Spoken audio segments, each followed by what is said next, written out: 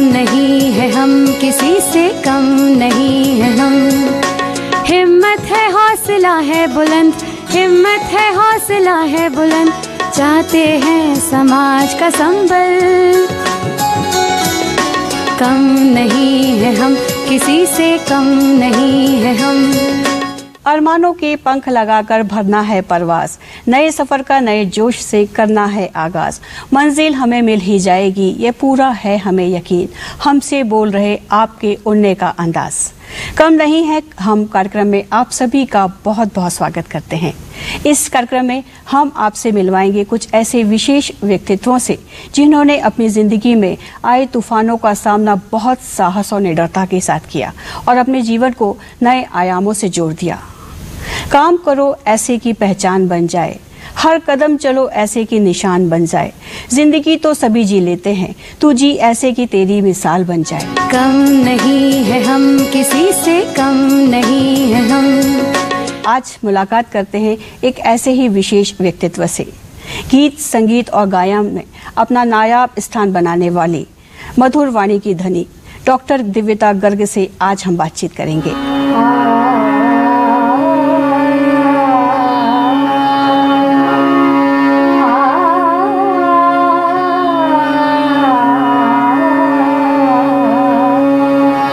9 फरवरी 1978 को संगीतमय परिवार में आपका जन्म हुआ। रेटिना पिगमेंटोसा के कारण बचपन में ही आंखों की रोशनी खोने का दर्द से सामना हुआ और फिर आरंभ हुआ लंबे जीवन संघर्षों का। आज आप बहुत खूबसूरत लग रही हैं। किसने आपको तैयार किया?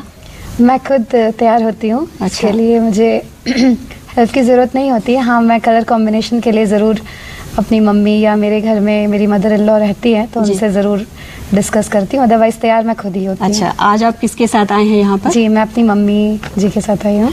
आपकी मम्मी सुनीता जी भी हमारे साथ है। आपका हम अपने कार्यक्रम में बहुत बहुत स्वागत करते हैं। और दिव्यता, आपसे हम जानना चाहेंगे कि अगर इरादे हों बुलंद तो मंजिल भी पा लेते हैं और अगर दृढ़ संकल्प हो तो हम आसमां भी झुका सकते हैं। इन लाइनों से आप कैसे अपने आप को जोड़ती हैं? जी, ये मेरी कविता है जो मैंने बहुत पहले कभी लिखी थी जी। और मुझे लगता है सबके जीवन में बहुत सारी मुश्किलें और परेशानियां होती हैं जी। और अगर हमारी सोच और हमारे इरादे मजबूत है तो वो परेशानियां हमारा कुछ भी नहीं बिगाड़ सकती, क्योंकि अगर मुश्किलें नहीं होंगी तो ज़िंदगी में जीने का मज़ा नहीं आएगा। जी। तो मुझे लगता है कि उन मुश्किलों से पीछे नहीं हटना चाहिए। अगर हमें कुछ करना है जी। तो ये मुश्किलें कुछ मायने नहीं रखती। दैनिक क्रियाकलापों को करने की दुश्वारियां सामने आने लगी, लेकिन एक जिद जिसने हौसले बुलंद रखे और हर कदम पर, हर मंजिल पर सफलता के परचम लहराए। परिजनों और बुजुर्गों के साथ और आशीर्वाद से वे बेटी, बहू, पत्नी और माँ के कर्तव्यों का निर्वहन बहुत ही सलीके से कर रही हैं। कि जैसे रोशनी का होना सभी के लिए बहुत ही इम्पोर्टेंट होता है और जैसे ही आपको ये एहसास हुआ कि आपके पास इस चीज़ का अभाव है तो कैसे आपने इस कठोर चीज़ को स्वीकार किया? मैं तो अभी तक ऐसा सोचती हूँ कि ऐसी कोई कमी है ही नहीं जी। अगर रोशनी नहीं है तो मुझे ऐसा कभी नहीं लगा कि इसके नहीं होने से मेरा काम कोई रुक रहा है या मुझे किसी तरह की इस वजह से परेशानी आ रही है। ऐसा मैं नहीं समझती हूँ। और क्योंकि अगर किसी के जीवन में कोई भी कमी है तो वो उस कमी के साथ एडजस्ट करना और उसके हिसाब से जीना सीख जाता है, ऐसा मुझे लगता है। अच्छा। और मैंने भी ऐसा ही कोशिश की। अगर मैं नहीं देख पाती हूँ तो मैंने उसी तरीके से अपना जीवन ढालने की कोशिश की और उसी तरीके से मैं जी रही हूँ। तो मुझे कभी कमी महसूस होती नहीं है। ऐसा लगता नहीं है कि मुझे रोशनी नहीं है तो मैं कोई ऐसा काम है जो नहीं कर पा रही हूँ। आपकी मम्मी से हम जानते हैं, सुनीता जी, जैसे कहते हैं कि पहली पाठशाला घर होती है और पहला गुरु माँ होती है, तो आपके लिए कितना कठिन रहा होगा दिव्यता कि इस प्रॉब्लम के साथ उसके भविष्य को सुरक्षित करना या आगे बढ़ाना? उसके लिए आपसे जानना चाहेंगे कैसे शुरुआत हुई? तो सोचा कि इसको पढ़ाना तो है जी, ये तो मेरी जीत थी कि इसको किसी भी हालत में पढ़ाना है। फिर मैंने तय किया कि मैं इसको टेप के जरिए पढ़ाऊंगी। मैंने उसका हौसला बुलंद किया जी और वो कठिन से कठिन मंजिल से पार किया। तो इसके लिए आपने किसी अलग जगह जाके इसका जो अलग ब्रेल लिपि होती है उस पर भी? नहीं, किसी का भी सहारा नहीं। उसको ब्रेल लिपि आती नहीं। अच्छा। वो नॉर्मल स्कूल में पढ़ी है। हाँ दिव्यता, जैसे ये मम्मी आपकी बता रही, माता जी आपकी बता रही हैं कि आपने सामान्य स्कूल में एजुकेशन लिया है, तो किस तरीके से आपने सामान्य बच्चों के साथ अपना तालमेल बैठाया? अभी जैसा कि मेरी मम्मा ने बताया कि ये मेरे लिए क्वेश्चन आंसर्स रीडिंग करके दिखाती थी, बुक के पूरे चैप्टर्स पढ़ती थी, and through the cassette and tape recorder वो सब रिकॉर्ड करके मुझे देती रही, उसे सुन सुन के मैं पढ़ती थी। दूसरा, मैंने ब्रेल नहीं सीखा, नॉर्मल स्कूल और नॉर्मल कॉलेजेस में ही मेरी पूरी पढ़ाई हुई, और सारे फ्रेंड्स भी मेरे साइटेड रहे, तो बहुत अच्छा उनका कोऑपरेशन और सपोर्ट मुझे रहा हमेशा, और बहुत इनकरेज करते थे वो सब चीज़ों के लिए। और मैं जो स्कूल में या कॉलेज में जो भी टीचर्स लेक्चर्स देते रहे, उसे मैं सुन सुन के उसको कोशिश करती थी ग्रास्पिंग अपनी बढ़ाने की और उसको सुनकर लर्न करने की।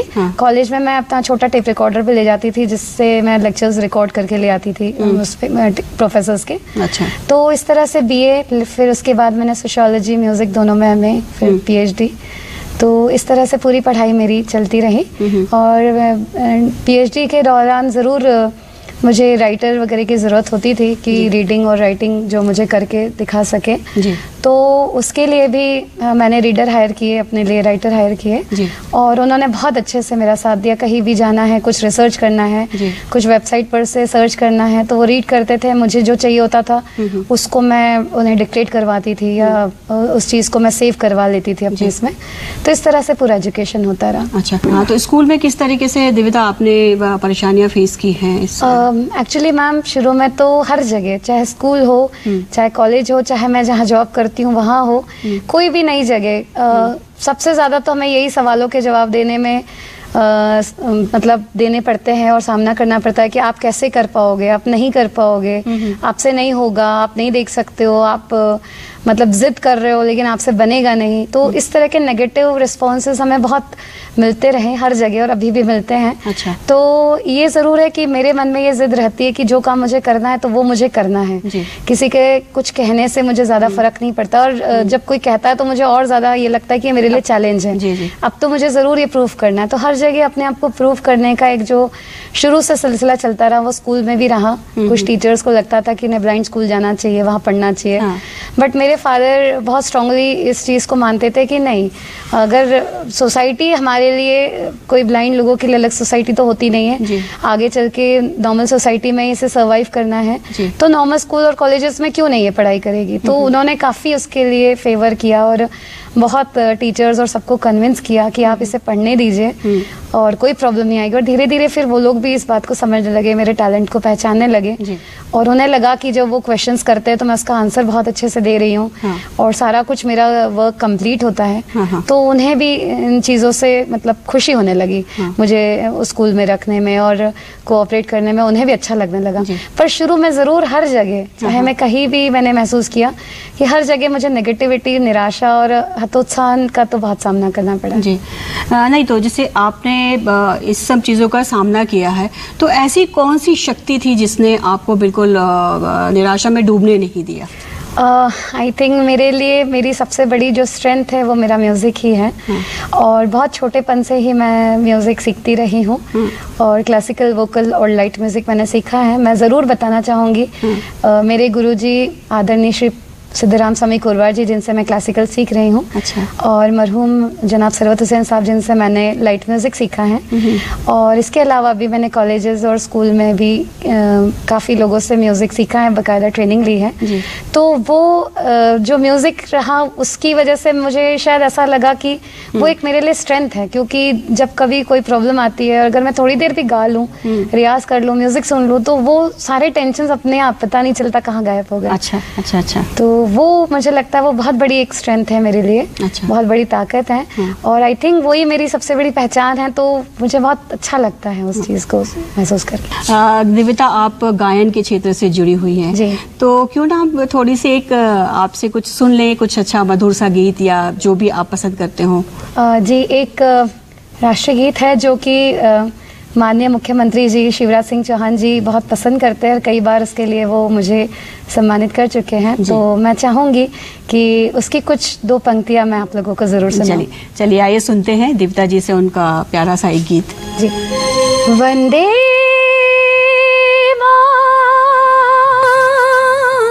मातरम वंदे मातरम वंदे मातरम वंदे मातरम वंदे मातरम वंदे मातरम वंदे मातरम वंदे मातरम वंदे मातरम वंदे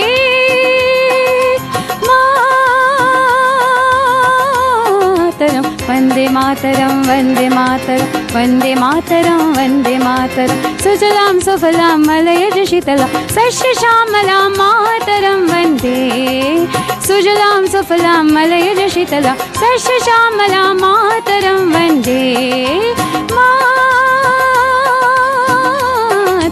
वंदे मातरं वंदे मातरं वंदे मातरं वंदे मातरं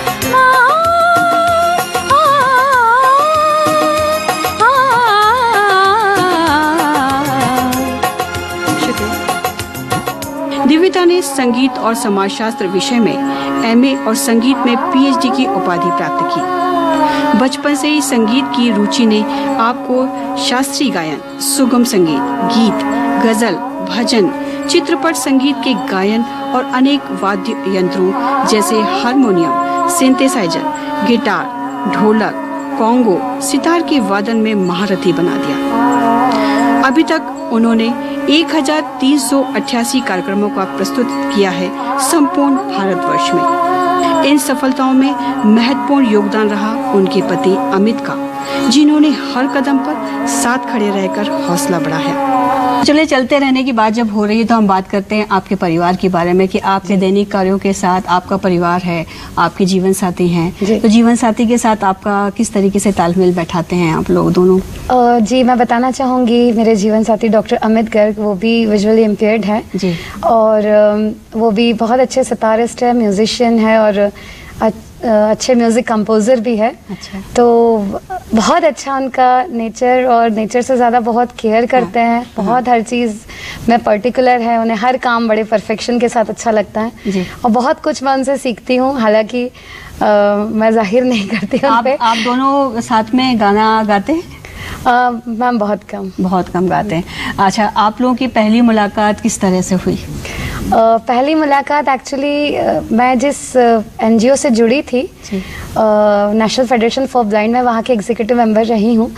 तो मैंने फेडरेशन के थ्रू ही एक बार किसी काम के सिलसिले में इनसे कांटेक्ट किया था। अच्छा। और कांटेक्ट किया तो ये भी उस समय पीएचडी कर रहे थे और मुझे पीएचडी करनी थी, तो उसी सिलसिले में मैंने इनसे कुछ गाइडेंस लिया। फिर उसके बाद एक दो बार और बात हुई उसी सिलसिले में कि कैसे क्या पीएचडी के लिए क्या करना होता है, किस तरह से कलेक्शन करना होता है, तो उन्होंने काफ़ी अच्छे से मुझे गाइड किया। अच्छा। बस इस तरह जान पहचान बढ़ी और फिर फैमिली में बात हुई।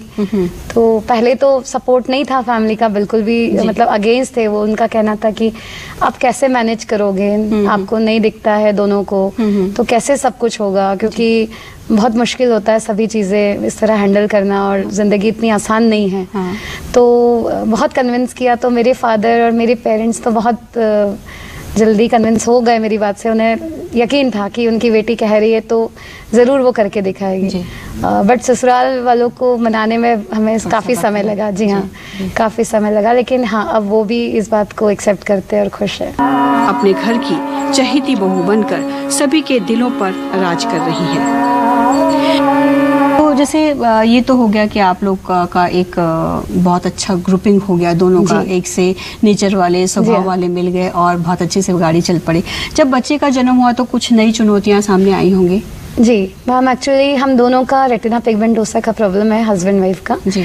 तो जब मैंने कंसीव किया तो काफ़ी डॉक्टर्स ने भी और काफ़ी घर के मेंबर्स ने भी मुझे ये कहा कि तुम लोग को जो प्रॉब्लम है हो सकता है वो उस बच्चे में आ जाए, आगे वाली जनरेशन में आ जाए, तो तुम इसे डिसकंटिन्यू करो। कई डॉक्टर्स ने भी ये सजेशन दिया कि आप मत इसे कंटिन्यू करिए। बट हमने ये डिसाइड किया कि जो भी होगा, अच्छा या बुरा जो भी होगा, हम उसे एक्सेप्ट करेंगे, क्योंकि हमारे माँ बाप ने भी तो हमें एक्सेप्ट किया ना, भले ही उन्हें नहीं पता था उस समय, पर जब हम पैदा हुए तो उन्होंने भी हमें एज इट इज जैसे हम एक्सेप्ट किया। तो ठीक है, अगर ऐसी कोई बात आती है तो इसलिए हमारे लिए कोई दिक्कत नहीं, क्योंकि हम भी उस परेशानी को फेस कर रहे तो हमें कोई दिक्कत नहीं आएगी, और जो भी है उसे हमें एक्सेप्ट करना है। और टच वुड कि मेरा बेटा है, आज 4 इयर्स का है और सभी चीज़ें नॉर्मल है, सभी चीज़ें ठीक ठाक हैं, कोई ऐसी प्रॉब्लम नहीं है, बहुत होशियार और बहुत समझदार बच्चा है। तो ये ज़रूर है कि मेडिकल साइंस जो कहता है वो हर समय सही हो ये नहीं ज़रूरी नहीं है। कुछ आपकी अपनी पॉजिटिविटी और इच्छा शक्ति भी मायने रखती है, ऐसा मुझे लगता है।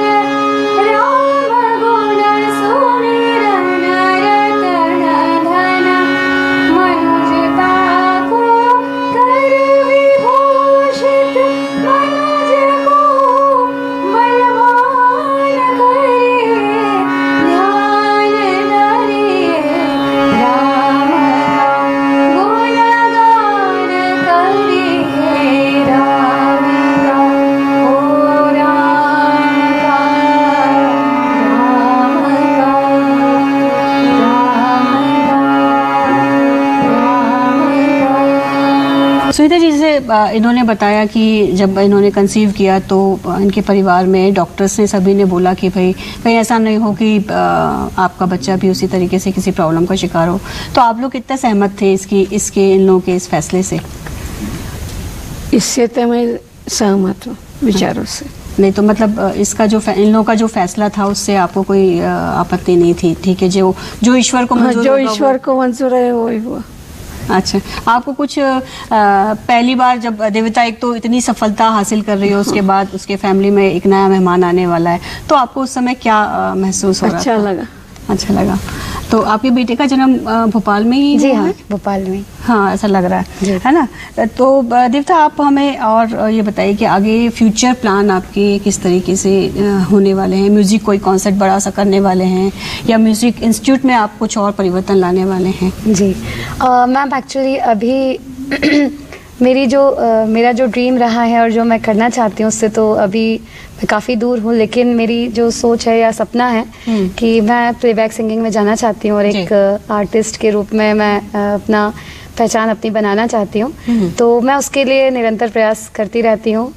और दूसरी चीज़ रही बात इंस्टीट्यूट की, तो जो बच्चे नीडी है या फिजिकली चैलेंज्ड बच्चे हैं उन लोगों के लिए ज़रूर मैं प्रयास करती हूँ। और मुझे लगता है कि जिन परेशानियों को मैंने अपने लाइफ में फेस किया है या जिन परेशानियों से मैं गुजरी हूँ वो उन बच्चों को ना फेस करने पड़े, तो जितना भी हो सकता है मैं उन्हें प्रॉपर वे में गाइड करने की कोशिश करती हूँ। और चाहती हूँ कि उनका इस फील्ड में करियर बने और करियर के अलावा इंडिपेंडेंटली वो अपने सेल्फ कॉन्फिडेंस के साथ जी सके। तो इसके लिए मैं ज़रूर हमेशा प्रयास करती रही हूँ और आगे भी करती रहूंगी। और मेरे स्कूल में भी डिफेबल बच्चे हैं एक दो, तो उन्हें भी मैं हमेशा प्रमोट करने की कोशिश करती हूँ। स्लो लर्नर बच्चों को भी मैं प्रमोट करती हूँ। और मेरी जो असेंबली होती है प्रेयर या फिर जो भी कॉम्पिटिशन्स होते हैं, जो बच्चे स्कूल में क्लास में पढ़ते नहीं है, हमेशा उनकी कंप्लेंट आती है, उनके टीचर्स हमेशा कहते हैं तो बिल्कुल नहीं पढ़ते, वही बच्चे म्यूजिक में इतना अच्छा करके दिखाते हैं कि मुझे भी यकीन नहीं होता कि ये वही बच्चे जिनको अपना लिखा हुआ गाना नहीं पढ़ते आ रहा, लेकिन जब वो गाने खड़े होते हैं तो इतने कॉन्फिडेंस के साथ खड़े होते हैं कि कोई कह नहीं सकता, और धीरे धीरे उनके पढ़ाई में भी काफ़ी इम्प्रूवमेंट देखने को मिलता है। अच्छा। जी। तो जैसे आप ये गीत संगीत के इतने कार्यक्रम करते हैं, तो आप लोग को रियाज का टाइम कब मिलता होगा? क्योंकि जी हाँ, घर है, स्कूल है, बच्चा है, फैमिली है, उसके साथ रियाज करने का टाइम कब मिलता होगा? जी, ये तो बात बिल्कुल सही कही आपने। रियाज उतना तो नहीं हो पाता जितना करना मैं चाहती हूँ, लेकिन फिर भी कोशिश करती हूँ कि 1-1.5 घंटा रियाज जरूर करूँ। हालांकि 1-1.5 घंटे का रियाज मायने नहीं रखता म्यूजिक की फील्ड में, पर मेरी कोशिश यही रहती है कि मैं ज़्यादा से ज़्यादा रियाज करूँ। अच्छा, स्कूल में किस तरीके से आपको कोऑपरेशन मिलता है ये सारी एक्टिविटीज़ करने के लिए? मेरे जो प्रिंसिपल मैम है, मैं ज़रूर बताना चाहूँगी, मिसेस प्रीति सक्सेना मैम, वो बहुत ज़्यादा मेरे लिए पॉजिटिव और बहुत ऑप्टिमिस्टिक है मुझे लेके, और हमेशा मैं कुछ भी काम करना चाहूँगी या कुछ भी मैं उनसे डिस्कस करती हूँ तो बहुत अच्छे से सुनती है, बहुत अच्छे से वो अप्रिशिएट करती है, और उनका जितना हो सकता है पूरा सपोर्ट मुझे रहता है। साथ ही कुछ मेरे कॉलीग्स हैं, टीचर्स हैं, जो कुछ डांस के प्रोग्राम्स होते हैं उसमें वो पूरा कोरियोग्राफी उन्हीं की होती है। अच्छा। और मैं पूरा म्यूज़िक संभालती हूँ, तो वो लोग भी म्यूज़िक टीचर ना होते हुए भी वो मुझे पूरा कोऑपरेट करते हैं, और बहुत अच्छे से हम लोगों का एक टीम बना हुआ है। अच्छा। और जिसकी वजह से हम लोगों के केवी नंबर 2 का काफ़ी नाम भी है। अच्छा। और काफ़ी लोग हम लोग को अप्रिशिएट करते हैं, तो अच्छा है, माहौल बहुत अच्छा है मेरे वर्क प्लेस का। चलो माहौल अच्छे की बात करें तो एक अच्छा गीत, भजन, गजल जो भी आपको पसंद हो वो एक हम सुनना जरूर चाहेंगे आपसे।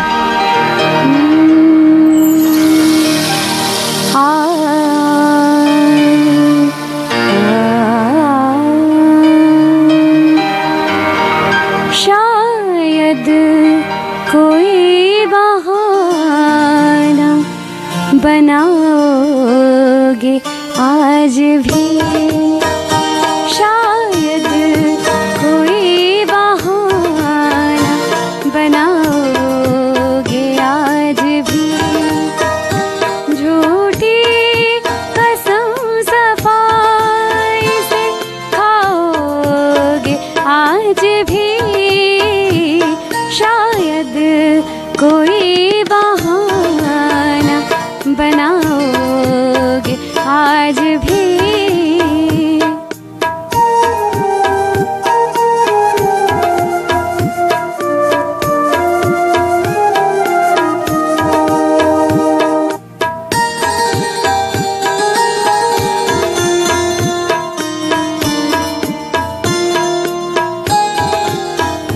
तारीफ कर रहे हो मेरी तुम जो इस कदर, तारीफ कर रहे हो मेरी तुम जो इस कदर, लगता है जल्दी छोड़ के जाओगे आज भी, लगता है जल्दी छोड़ के जाओगे आज भी।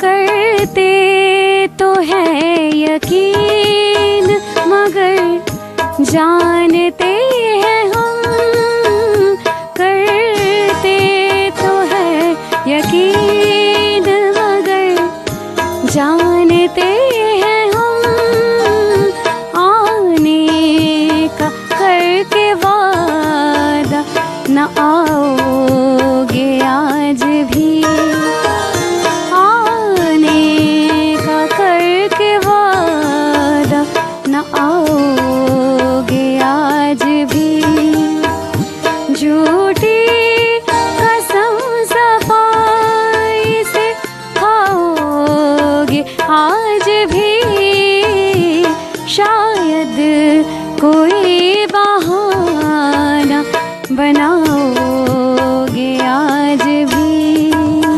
बनाओगे आज भी, बनाओगे आज भी।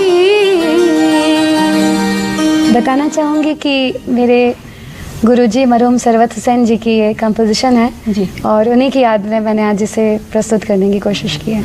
अपने लक्ष्यों को तय करती दिव्यता की सफलताओं को जब हमने पास से जानने की कोशिश की तो पता चला कि वह सिर्फ गायन में ही नहीं वरन बीट्स ज्वेलरी में भी काफी दक्ष हैं। दिव्यता की विविध कला कौशल पर दिव्यता की सास और ससुर और अन्य परिजन काफी प्रसन्न और संतुष्ट है। हम तो पूर्ण रूप से संतुष्ट हैं क्योंकि सभी जगह से उसको मान सम्मान भी मिल रहा है, घर भी पूरी तरीके से संभाल रही हैं, ऑफिस भी देख रहे हैं, अपना स्कूल भी देख रही हैं, हम लोगों का भी ख्याल रखती हैं। ऐसा नहीं है कि नहीं रख पा रही हैं, अपने बच्चे का भी ख्याल रख रही हैं। सभी तरह से मतलब व्यस्त रहती हैं और अपना घर अच्छी तरह से संभालती हैं। उसको तो बहुत शौक है, मतलब सब खाना बनाने का उसका, और सब्जी अच्छी बहुत टेस्टी बनाती है और मतलब चाय कॉफ़ी और वैसे भी उसको बहुत शौक है बनाने का। हम लोगों को बना कर तरह तरह की चीज देती है। आप खुश हैं अपने बहू? हाँ खुश है। बहुमुखी प्रतिभा की धनी दिव्यता ने लेखन के विविध माध्यमों से अपने भावों की अभिव्यक्ति का रास्ता खोज रखा है। मानो चलते चलते वे यही कह रहे हैं कि हमें नजर नहीं नजरिया चाहिए, हमें सहारा नहीं साथ चाहिए। जीवन की दुश्वारियों का सामना साहस से करना ही इंसान की असली पहचान होती है।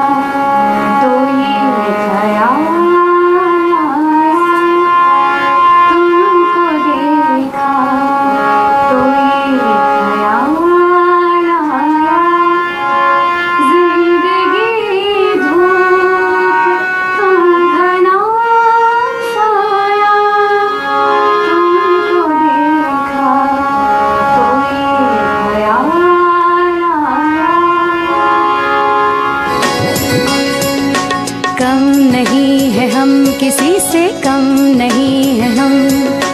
हिम्मत है हौसला है बुलंद, हिम्मत है हौसला है बुलंद। चाहते हैं समाज का संबल,